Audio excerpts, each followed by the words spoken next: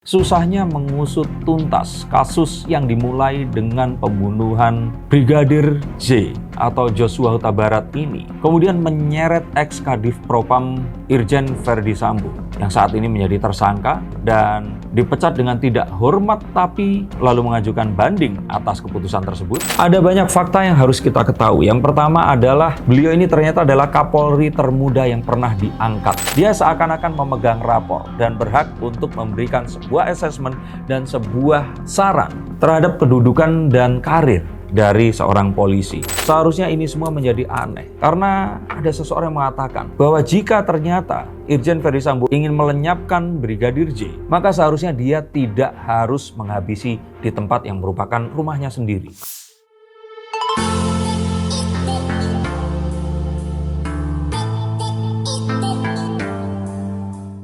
Halo Sainsikers, kembali berjumpa bersama saya, Denny Darko. Tidak ada yang namanya misteri, yang ada adalah tanda-tanda yang kita semua coba untuk mengerti. Susahnya mengusut tuntas kasus yang dimulai dengan pembunuhan Brigadir J atau Joshua Huta Barat ini, kemudian menyeret ex-Kadif Propam Irjen Verdi Sambo yang saat ini menjadi tersangka dan dipecat dengan tidak hormat tapi lalu mengajukan banding atas keputusan tersebut. Tapi setelah hampir 2 bulan kasus ini bergulir, rasanya masih belum ada sebuah pemecahan yang tepat, dan bahkan lebih cenderung kasus ini memiliki side story yang beranak pinak dan menyebar kemana-mana seperti penyakit kanker yang membuatnya ini seakan-akan semakin sulit untuk diangkat. Presiden Joko Widodo tercatat 6 kali melakukan himbauan dan langsung turun tangan untuk meminta kasus ini agar diberikan atensi. Apakah ada kesulitan dari Kapolri untuk mengungkap kasus ini karena masih adanya senior-senior yang secara angkatan di Akpol ini lebih tinggi dibandingkan Kapolri?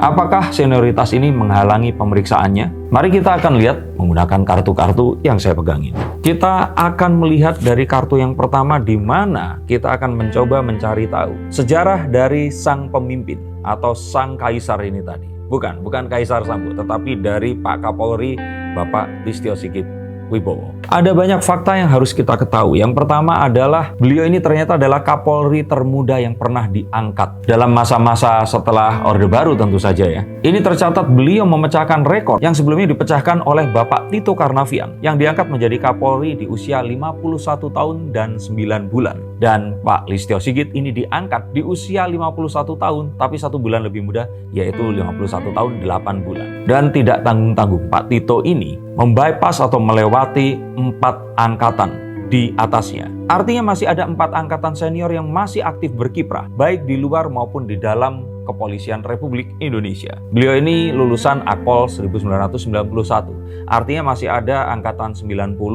89, 88 dan 87 yang masih aktif berkiprah. Bahkan saat pengangkatannya, beliau ini menyisihkan total 12 komjen dan diajukan sebagai calon Kapolri tunggal oleh Bapak Joko Widodo. Dan yang menarik, sebelum akhirnya diangkat menjadi Kapolri, beliau menduduki posisi Kabareskrim yang sebelumnya lagi itu pernah juga menjadi Kadif Propam, posisi yang pernah diduduki oleh Irjen Verdi Sambo. Beliau menjadi Kadif Propam pada tahun 2018 hingga 2019, di mana sebelumnya beliau juga tercatat pernah menjadi ajudan Bapak Jokowi pada tahun 2014. Dan bahkan kedekatan mereka ini dimulai sejak Pak Jokowi ini masih menjadi wali kota dan Pak Listio Sigit ini menjadi Kapolresta di Solo. Apa yang saya coba untuk sampaikan ini menunjukkan bahwa masih ada 4 angkatan, dan artinya bukan 4 orang ya, tapi ada banyak sekali orang di angkatan yang sama yang masih menjadi seniornya, walaupun secara kedudukan ada di bawah kepemimpinan beliau. Dan apakah senior-seniornya ini juga berpotensi terseret di kasus ini, kita tidak tahu. Tapi mengingat bahwa total ada 100 orang anggota polisi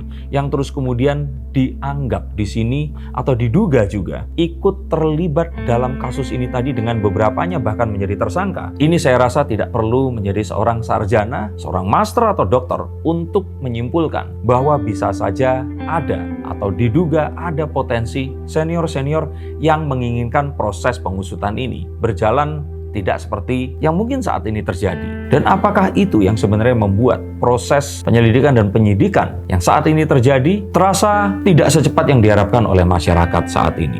Ini mengingat bahwa masih banyaknya alat bukti dan juga barang bukti yang hilang seperti tayangan CCTV yang belum lengkap, handphone dari Brigadir J, buku tabungan dan buku rekening yang bahkan akhir-akhir ini diketahui bahwa buku tabungan tersebut sempat mentransfer sebesar 200 juta rupiah di saat Brigadir J ini sudah meninggal dunia. Dan hal-hal yang lainnya yang sulit untuk dipecahkan. Maka akan juga sulit untuk kita tidak menjadi curiga atas kemungkinan bisa saja ada seseorang yang mungkin menjadi mastermind dari kejadian ini selain dari ex-Kadif Propam Irjen Verdi Sambo. Belum lagi di sini kita lihat bahwa rekonstruksi ini tidak sekondusif yang diinginkan. Reka ulang yang berbeda-beda dari tiap tersangka ini membuat publik makin mempertanyakan apa yang sebenarnya terjadi. Dan sampai detik ini pun hasil dari pengetesan menggunakan lie detector atau alat pengecek kebohongan ini pun belum dibuka untuk publik, membuat semua orang jadi semakin was-was dan bertanya-tanya ada apa sebenarnya di balik kasus ini. Lalu keanehan yang lain saat Putri Chandrawati ini yang terlalu mendapatkan simpati dan perlindungan, paling tidak itu anggapan dari masyarakat, dan tidak ditahan, tapi dari sanalah semua ini terus kemudian menjadi seakan-akan dibelokkan. Misalkan dengan adanya sebuah upaya pengusutan pelecehan seksual yang diduga ini sebenarnya tidak terjadi, tapi diakui tetap terjadi, dan malah membelokkan fokus dari kasus ini yang sebenarnya ini sangat berlapis-lapis. Selain tuduhan sebuah tindakan pembunuhan berencana, ada juga dugaan TPPU atau tindak pidana pencucian uang saat diduga ini Putri Chandrawati meminta Brigadir J dan Baradae untuk membuka tabungan atas nama mereka, tetapi penggunaan rekeningnya digunakan oleh PC ini tadi. Ini belum membicarakan tentang munculnya bagan Kaisar Sambo yang sangat menghebohkan, dan terus kemudian muncul bagan tandingannya yang dirasa di sini ingin mencoba untuk menyeimbangkan atau membuat ini semua menjadi atau mengcounter bagan yang sebelumnya, dan terus kemudian disangkal dan dianggap sebagai hoax. Tapi belum ada penjelasan di mana sisi hoax dan di mana seandainya pun itu akan memiliki potensi bahwa ini adalah sebuah hal yang nyata. Maka terlalu banyak tumpukan kasus, seakan-akan ini adalah burger yang berlapis yang akan susah dan semakin susah untuk mencernanya. Dan dari sini muncullah kesan bahwa seakan-akan ada dugaan bahwa Verdi Sambo di sini masih dilindungi karena takutnya nanti dia akan menyanyi, karena seperti yang diketahui bahwa posisi dan kedudukan Kadif Propam itu menentukan nasib seluruh polisi di seluruh Indonesia. Dia seakan-akan memegang rapor dan berhak untuk memberikan sebuah assessment dan sebuah saran terhadap kedudukan dan karir dari seorang polisi. Maka kita sebagai rakyat tidak ada cara yang lain selain berdoa dan berharap semoga ini semua akan diselesaikan, karena kita tahu, sama-sama tahu bahwa Tuhanlah yang membuka kasus ini sebenarnya. Mengapa demikian? Karena seharusnya ini semua menjadi aneh. Karena ada seseorang yang mengatakan bahwa jika ternyata Irjen Verdi Sambo ingin melenyapkan Brigadir J, maka seharusnya dia tidak harus menghabisi di tempat yang merupakan rumahnya sendiri. Dia bisa mengatur sebuah skenario yang lain yang seharusnya akan lebih bersih dan tidak mengundang banyak perhatian dan akhirnya membuka banyak hal seperti ini. Adakah sebuah kesengajaan di sini? Apakah ini merupakan sebuah taktik untuk sesuatu yang lain? Kita tidak tahu.